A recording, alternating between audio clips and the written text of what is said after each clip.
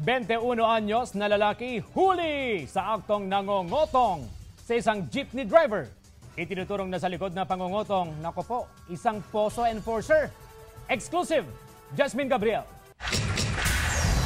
Hinuli ng mismong head ng City Action Service Team o CAS Dagupan ang 21 anyos na lalaking ito mag-aalas 11 kaninang umaga.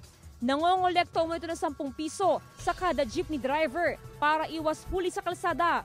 Sa investigasyon ng CAS, isang traffic enforcer umano mula sa POSO ang nasa likod ng pangongotong sa mga jeepney driver at nagiging kolektor nito ang suspect na si Bernard Benavides mula Binmalay, Pangasinan.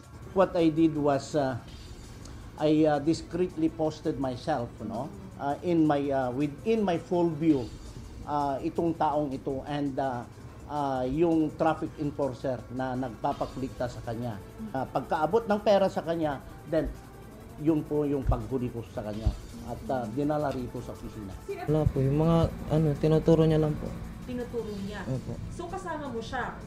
Opo. Tinuturo niya yung jeepney, hindi yung jeepney kumokolekta, parang ganon? Opo, kunin ko lang po yung Tinukoy ang traffic enforcer na si David Aspa.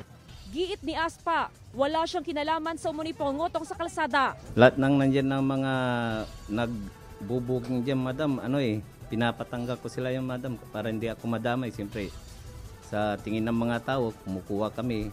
Hindi lahat ng enforcer kami, kumukuha kami ng hindi ganon kami, madam. Magsasagawa ng sariling investigasyon ng pamunuan ng POSO. Susunod daw sila sa tamang proseso.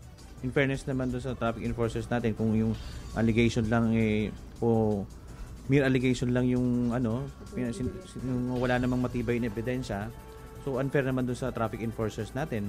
Inendorso naman sa Dagupan City PNP si Benavides na posibleng maharap sa kasong extortion. Jasmine Gabriel naghahatid ng Balitang Amyanan.